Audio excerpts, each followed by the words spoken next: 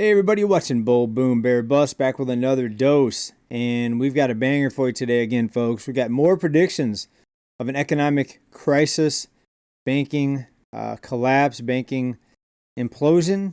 Now, before you laugh and say they're not going to let the banks fail, think about all the things that are different this year versus previous years. What we're seeing in this administration, the layoffs, the furloughs, now the government shutdown could end up being the longest shutdown of all time. We're going to talk about who's saying that and actually predicting that. Today we had a huge, and by the way, it's October 20th. Recording this late at night, you might be watching it on the 21st. This huge outage today with Amazon Web Services going down and affecting over 1,000 different companies, including financial platforms, banks, gaming apps, insurance companies. I mean, thousands, over 1,000 companies affected. And this shows you how, I think, fragile we should look at the entire system, not just the banking system, but the entire system. When most of your wealth is wrapped up on a digital screen, on your phone, on an app somewhere, on a computer, you can't get to it if the grid goes down, or even if there's an outage like today. There was a period today where people could not get their money. They could not see what their balance was at many different institutions, right? So let's start right there. Then we're going to hear from a lot of people making some predictions here and giving their take on what's happening right now in the U.S. Now, here's how they put it over at the AP. Massive Amazon cloud outage has been resolved after disrupting the internet worldwide, folks. Is it really a good idea to have so much consolidation and like a few mega companies running almost everything? Amazon says a massive outage of its cloud computing services have been resolved as of Monday after a problem disrupted internet use around the world, taking down a broad range of services, including social media, gaming, food delivery, streaming, and financial platforms. This all-day disruption and the ensuing exasperation it served is the latest reminder that 21st century society is increasingly dependent on just a handful of companies and much of its internet technology, which seems to work reliable until it suddenly breaks down. So that's right, folks. It only takes one glitch, one outage, one system being compromised to bring down a big part of the marketplace, folks. And if this wouldn't have been resolved, I mean, we're going to talk about the government shutdown, which hasn't been resolved. But if this wouldn't have been resolved, it would have been economic chaos, even worse than we're seeing already. We're already seeing people miss one or two paychecks, furloughed, having to work without pay, begging for money on social media, begging for loan forgiveness or for a loan pause because they can't make their payments even after one or two paychecks. And we knew this was the case. We knew that most people couldn't last very long without a check coming in, right? Not even a week or two, paycheck to paycheck. And now those same people are out there begging for loan pauses, payment pauses, begging for money on the internet, GoFundMe and stuff like that. And we knew it was going to happen, folks. Now, the question is, does it stop here or does this keep rolling down the track? Does it keep getting worse? You know, my opinions here, my thoughts, is the cost of living just going to keep going up. Until something actually breaks in this economic, financial structure, we're going to see cost of living continue to rise.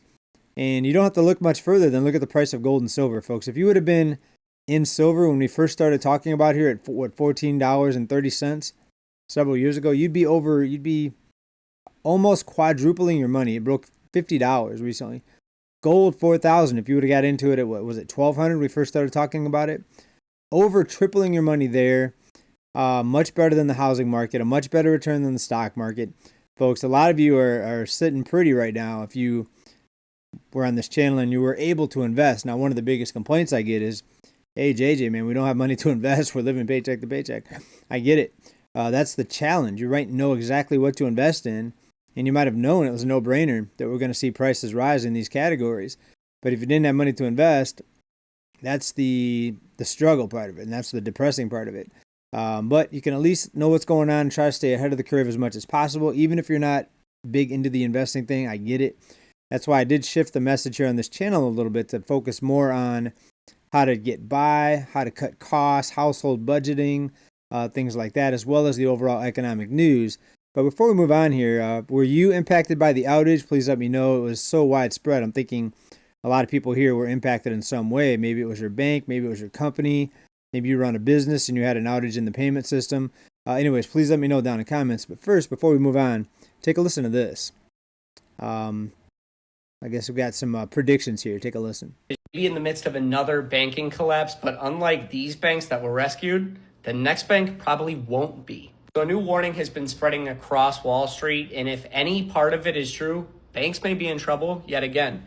You can see Goldman Sachs' warning of a potential credit crisis amid a $5 trillion private lending boom. And then you got the Times reporting on why the world's $3 trillion shadow debt caused the stock market to wobble. And even Moody's came out and said that private credit markets may have bad loans, but they're probably sound. And what exactly started these warning signs? Well, you can see that Zion's Bank took a $50 million loan loss as a credit cockroach appeared. So basically what happened is Zion's lent out about $50 billion in commercial loans, and they ended up being fraudulent loans. I wish I could say they were the only ones, but you can see that Western Alliance also reported losses. So Zion's dropped 13% and Western Alliance dropped 10%. So you have two banks that are starting to show signs that they may have overextended themselves and they're going to have to eat these costs. As I said, we've had banking collapses in the past and we've had those banks get bailed out or just flat out bought.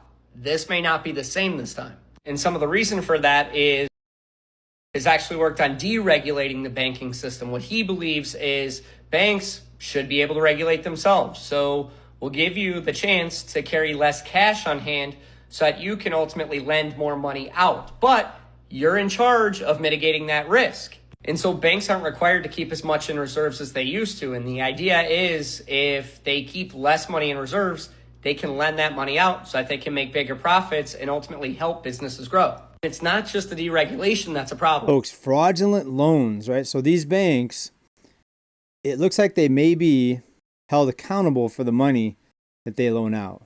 Now, some of you are probably saying, no, they're never going to let this happen because that'll bring down the whole financial system. Folks, with everything else happening right now, are you taking that off the table? I'm not taking it off the table. They're letting everything else collapse. They're letting the consumers collapse, right? They're not doing the loan forgiveness like they were talking about last year and the year before, how all these people are going to get their loans forgiven. They're not doing that. People are having to repay their loans. I'm not sure if I'm going to believe that they're going to come to the rescue of all the people like they did in 2020 with the stimulus checks, freezing the payments. It looks to be like a whole different perspective on what's going to be allowed to happen this time. And that could just be me. It's my opinion. Please let me know down in the comments, but others are saying similar things. Take a listen to this. Job market is clearly getting rough, and that is unusual when you have an economy that's still expanding. But we have a number of things going on. We have tariffs going on. We have economic uncertainty going on. We have AI going on. And all those things together have led to a significant slowdown in the jobs market. We even had 1 month, this last month, where jobs may have declined. We don't have those official numbers yet because of the government shutdown, but ADP, the private forecaster, said we lost jobs last month. But let's look at two interesting things. So ADP, which is a big payroll processing company, as everybody I'm sure knows, for the last 4 months, virtually all the job creation has come from big companies, these red boxes here. Let's stop right there, folks. Big companies, big companies. That means mom and pop businesses are struggling like never before. When you have that much job growth all concentrated with the big companies, and we've seen this trend over the past many decades, how the large companies, the billionaire class continue to get richer and wealthier. And the small businesses, the average working person continues to get more stretched out, stretched thin financially, and sometimes worse than that. I mean, snapping in some cases. When you look at the homelessness, a lot of people aren't even being stretched thin. That's putting it lightly. A lot of people are snapping and just having to check out of society completely and go live in a tent somewhere in the woods or in an RV or in a camper or in their car or on the sidewalk, on and on.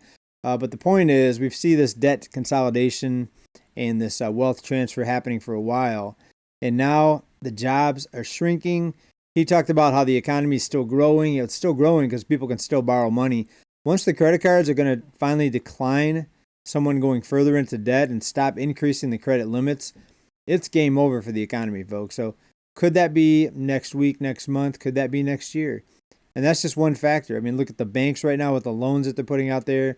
The banks may not be guaranteed life support anymore. So I think we're in a whole new world this year, but we haven't really seen the big shock moment yet where people are realizing, whoa, you should have been preparing, right? We've talked about preparing for years.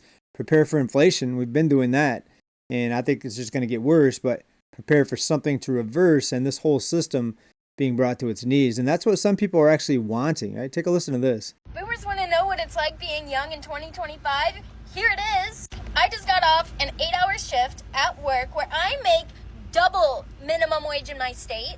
I hop in my car, check my banking app. Cool, I've got $50 to last me till next week. Then I remember, oh shit, I have to run to Walmart because the wire in my bra snapped. I don't have underwear because it keeps going missing. My eyelash curler broke, and I have no food. I bought 4 things. It came out to $40. Sounds like she got some personal issues going on there, but listen, it gets better. I'm living off granola bars. But I hop my depressed ass back in my car, and I look at my banking app again. Oh, cool, I've got $10 now to last me till next week. I try to drive, but my car keeps misfiring.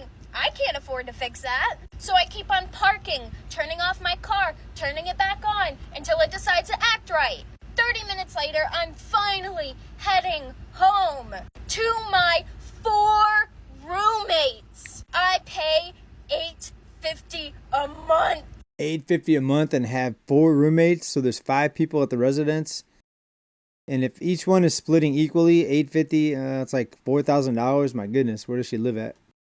Now give him that's everything included.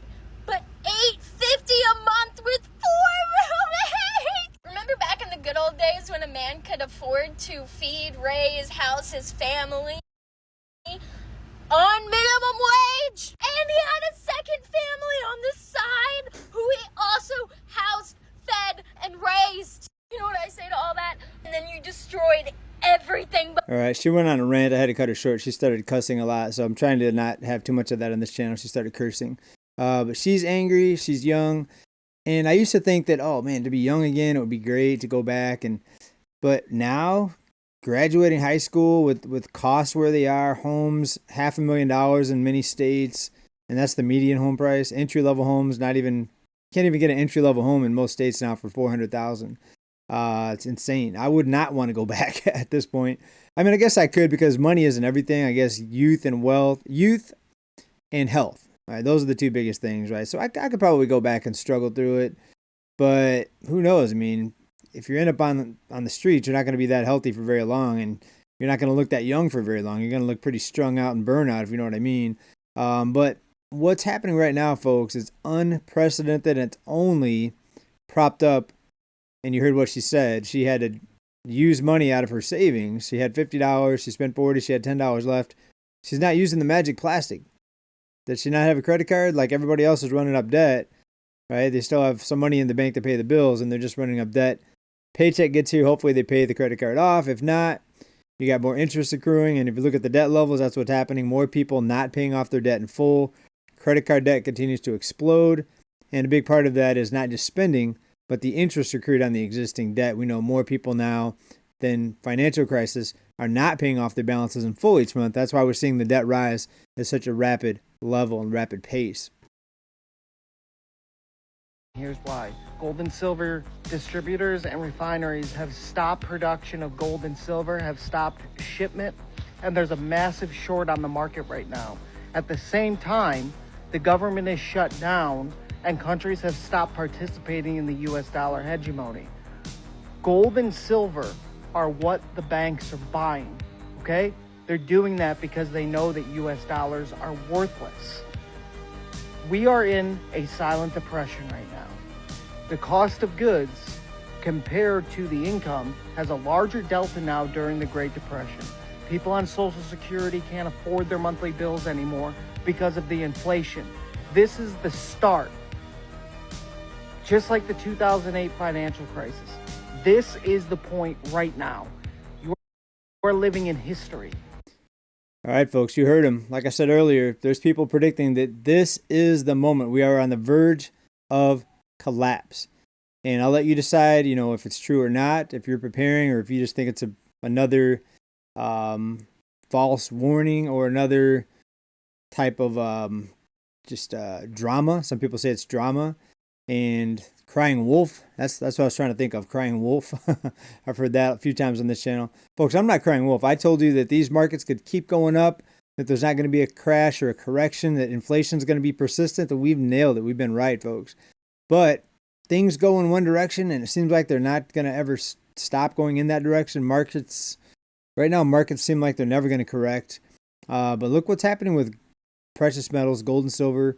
It's big money buying these. It's not your average investor, the person that's living paycheck to paycheck. They're not going out and buying $4,000 gold coins and $50 silver coins now, 1 ounces.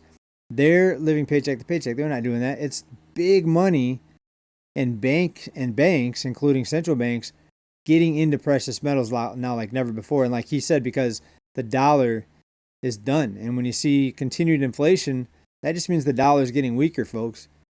Your dollar is buying less and less and less every day. And some pretty wealthy people and some pretty wealthy institutions and funds, etc., are moving out of the dollar. Countries are stacking up, getting rid of the dollar, stacking up on metals. That's why we're seeing the skyrocketing price. And what he said, and I've heard from other sources too, is that they've stopped production.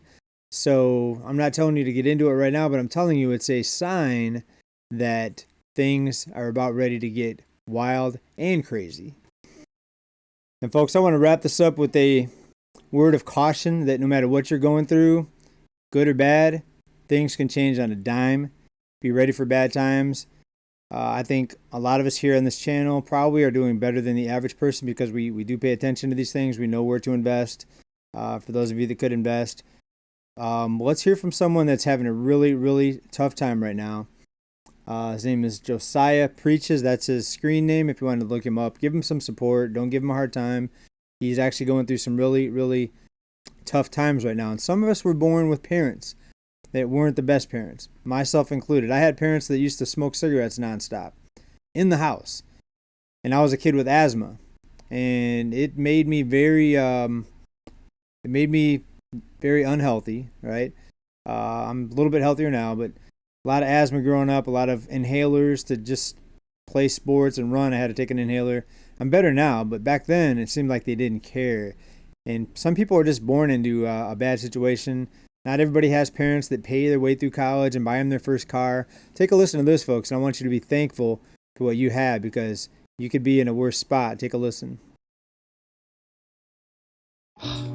Man, bro, I wish there was take-backs, I wish I didn't have my mom or my dad. Honestly, I wish I had a whole different family. I hate this world. I hate being 20 years old. I hate this economy. I'm about to go homeless again on the streets. Just because my parents are drunks and don't know how to contain themselves or think logically. All they care about is drinking and being, they're good now. They're boomers pretty much. They live their life, but I hate my life. I hate everything about my life, dude. I'm tired. My tranny went out of my car. I keep having everything go bad against me. I just want to be close to God and build my foundation up.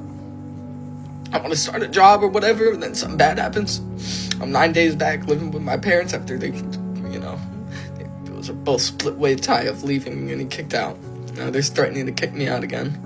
And I know nowhere else to go this time, so I would just go straight back to on the streets. So I don't know. Might go walk to Atlanta, Georgia from Washington State. I want to go meet Pastor Philip Anthony. Maybe his church could help me out. He's one of the only real churches I've seen.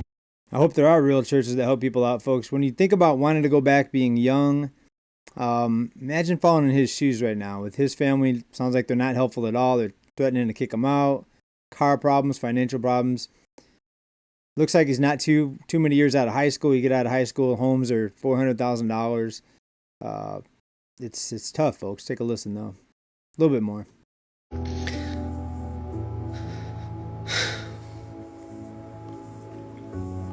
Dude, my life's like, life feels like a joke. I don't enjoy it anymore, bro. I'm like 20 years old. I can reflect about my life and everything, but man, I don't know what to do. I think I'm gonna go in the military. Military. Folks, bottom line is, be thankful for what you have. Be nice to people. Have you ever had one of those days where you had to go, let's say you had to work, but you had one of those days you don't want to be at work, but you put on a smiley face, maybe for the customers or for your coworkers or your boss, and you pretend like everything's okay. How many people are like him, pretending everything's okay face to face, and then you come in as a customer, you give them an attitude, right, and you complain, and maybe you criticize them. Don't do that. Be nice to people. People that are working. People that aren't mean. Of course, if somebody attacks you, stand your ground, but just don't go out of your way to be rude to somebody that's just trying to do their job, right? Maybe they need help with their job. Maybe they're new. Bottom line, be nice to people. People are going through a lot. I just hope that everybody gets through this without being hurt. I want to see people happy. That's what I want to see, folks. Let me know what you think down in the comments, folks, about any of this, the predictions, the financial situation right now, the young people in this country, the outages. What's going to happen? Is it going to get worse? Are we going to see more outages? Or is that just a glitch on the map? All right? Is it a drop in the bucket? It's not going to really matter. Let me know, folks. Hope to see you in the next video. Keep stacking. Bye for now. Peace.